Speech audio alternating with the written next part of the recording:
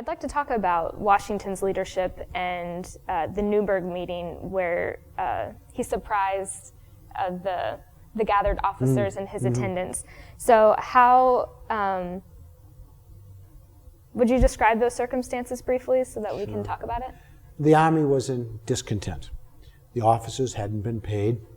The enlisted men hadn't been paid either. Everyone knew that the war was pretty much over.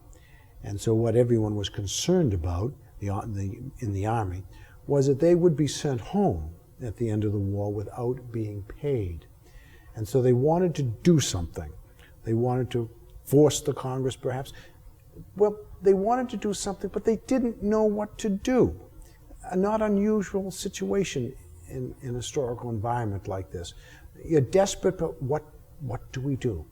And so they were gathering together, murmuring about, I don't know if they ever used the word mutiny. That's a bit extreme. But certainly they were talking about what can we as an army do. And it was at that moment that Washington emerged as the great leader. He may well have at that moment, had he been a different man of less character and integrity, he might have said, you know, I'll take up the sword and follow me. We're going to march on Philadelphia and just teach that Congress. But that's not what he did. He respected civilian government. He respected the Republic. He went and talked to his men and persuaded them to be patient and to have faith. And he reminded them of why they had fought. They had fought for freedom and liberty and self-government, which they were now about to achieve. And what he really said to them was, don't give it all up now. Don't give it up now. Hang with me. Stay with me. We'll come through this together. And that was an essential element of leadership. He is telling them together. We will come through this together. Follow me. And they had followed him for 8 years. He had never left their side. He was a man of immense physical courage and integrity. They believed him. Indeed, they loved him. No one else in America could have led the Army as Washington had led the Army. And so they had faith in him. And the fact that the Army did not take desperate measures is almost entirely due to Washington's leadership. He was an amazing leader. You know, historians have spent a couple of centuries now trying to find the flaws in his character. We're still looking. And, you know, historians need to be cautious and probing and objective, maybe even a little bit cynical sometimes in looking at events and people. We can apply all of those standards to Washington, and he still comes out as a great, great, great man.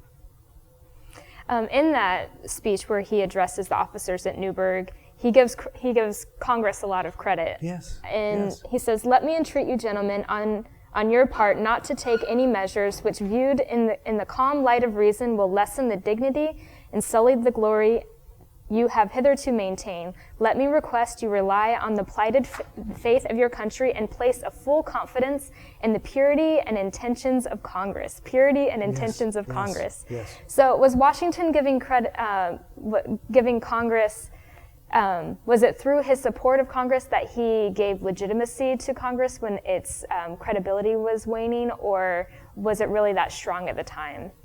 I think there are a couple of things at work here.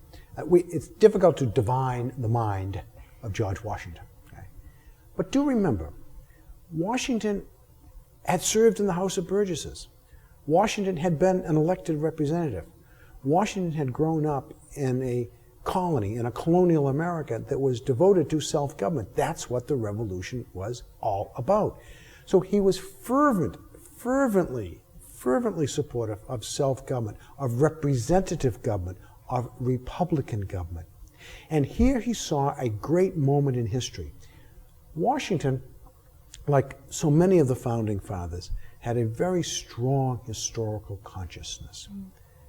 He understood history. He had read history. He knew about Cincinnatus. He knew about Cromwell. He knew about what had happened in the Roman republics and the Greek republics. He knew how they had fallen and failed. He saw at this moment, and he understood the moment of history, that here was perhaps one of the greatest moments in the history of man, an opportunity to create a true republic, and it was threatened. It was threatened now to collapse in the face of the army's discontent. For his own sake, and Washington was very conscious of his own place in history, for his own sake in history and for this moment, he knew what he must do, not only for the republic, but for himself. It is sometimes said that these men were driven by the spur of fame. Driven by the spur of fame. They wanted to be remembered. They wanted to be famous. And that indeed is part what is in Washington's character. He did not want to be remembered as the man who failed, but to be remembered as the man who succeeded. He wanted it's human nature. Nobody wants to be remembered as the person who failed. Precisely. And here at this moment in history, he has this opportunity to be the greatest man alive, which indeed is something that, of all people, George III later remarks about Washington, that if Washington did indeed surrender his authority to civilian government, he is the greatest man in history. And that moment, the king was right. The king was right. So Washington has this tremendous sense of place, his history, this moment. And that combined with his character, his own personal history, and his integrity, he's the perfect person for that moment. And I think we ought to be very grateful for that. I'm grateful. Well, I think we all should be grateful. Will you describe how his choices during this time established the precedent of military subordination to civilian government in the United States? Well, Washington never challenged the authority of Congress. That's not to say he didn't bridle sometimes over the authority of Congress.